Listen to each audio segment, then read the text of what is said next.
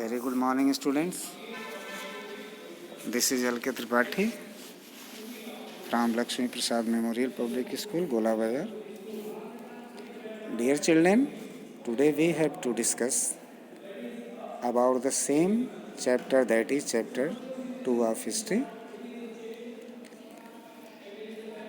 with the new video based on the same thing. The period of the early planned economy was linked to the disasters of the collectivization of agriculture. The period which was planned earlier related to the economy, it was linked to the disasters of the collectivization of agriculture.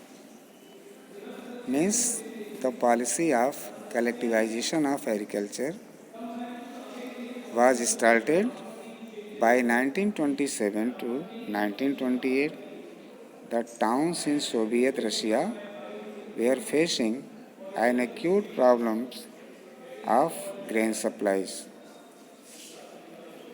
The government fixed prices which grain must be sold, but the peasants refused to sell their grains to government buyers at these prices.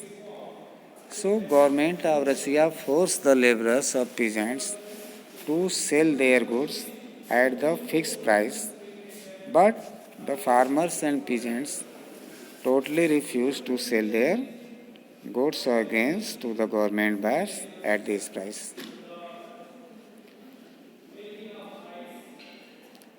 The country who hated the party after the death of Lenin introduced to impose emergency measures. He believed that rich peasants and traders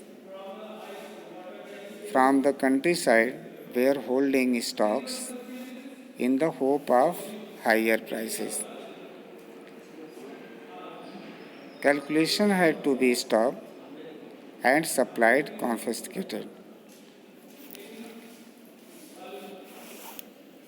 In 1928, party members toured the grain producing areas, supervising forced grain collections and raiding kulaks.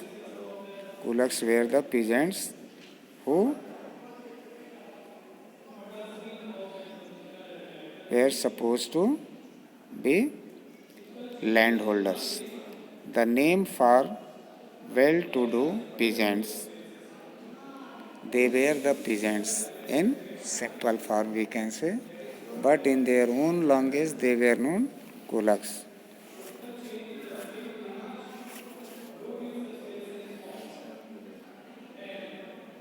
As shortage continued, the decision was taken to collectivize farms.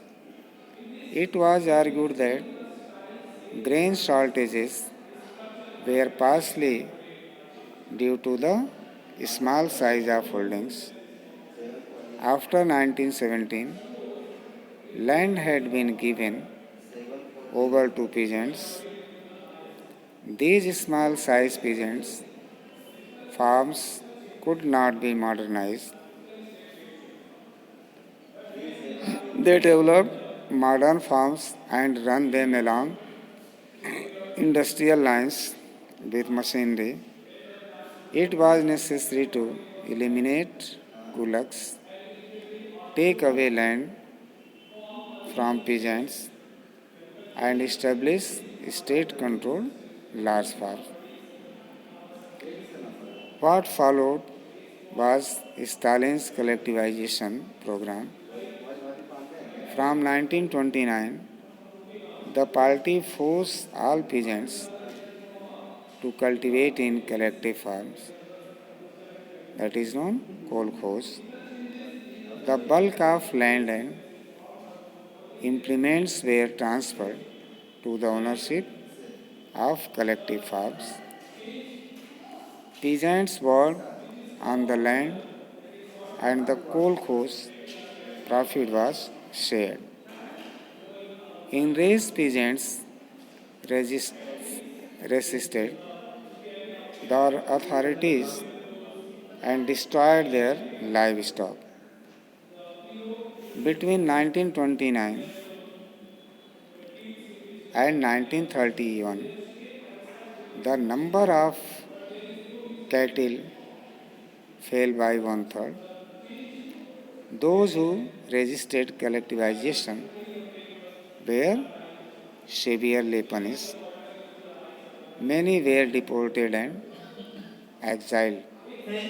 As they resisted collectivization, peasants argued that they were not resistant, they were not against socialism. They merely did not want to work in collective farms for a variety of reasons. Stalin's government